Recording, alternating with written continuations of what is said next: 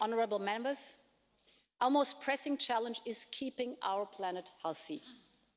This is the greatest responsibility and opportunity of our times. I want Europe to become the first climate-neutral continent in the world by 2050.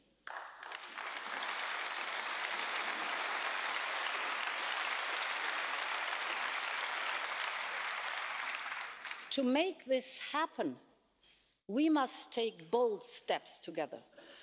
Our current goal of reducing our emissions by 40% by 2030 is not enough. We must go further. We must strive for more. A two-step approach is needed to reduce CO2 emissions by 2030 by 50, if not 55%. The European Union will lead international negotiations to increase the level of ambition of other major economies by 2021. Because to achieve real impact, we do not only have to be ambitious at home, we have to do that, yes, but the world has to move together. To make this happen, I will put forward a Green Deal for Europe in my first 100 days in office. I will put forward the first ever European climate law, which will set the 2050 target in law. This increase of ambition will need investment on a major scale. Public money will not be enough. I will propose a Sustainable Europe investment plan and turn parts of the European Investment Bank into a climate bank. This will unlock €1 trillion of investment over the next decade.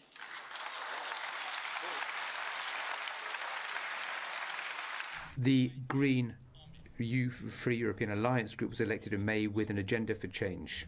We want to be able to count on you, Mrs von der Leyen. 3 weeks ago, you didn't have the faintest idea that you would soon be holding the highest office in the European Union.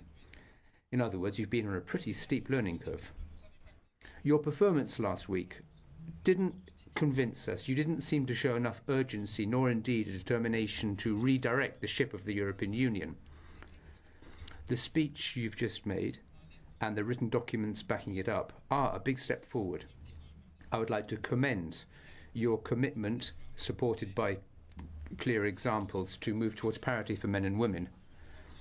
I was also delighted to hear you say that you're personally committed to reducing by 2030 our CO2 emissions by half. You've taken up the green idea of a carbon tax at our borders, as well as the idea of a trans-European unemployment fund, which has been a taboo in your political family up until now. However, despite those commitments, what you said falls far short of what we want. Let me give you a few examples. So, for example, why have you decided to raise our efforts to meet the climate challenge in 2 different stages? If we look at the details of what you wrote to 2 political groups, we see the idea of conditionality emerging once again. In other words, we will only move when others are willing to move as well. You also quite rightly underlined that the ecological transition shouldn't leave anybody behind.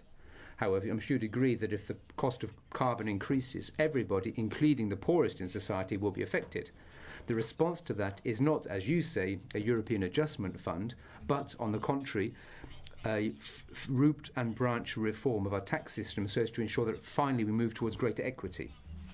The environment is more than just the climate. You didn't speak at all about biodiversity or ever scarcer resources such as fresh water or farming land.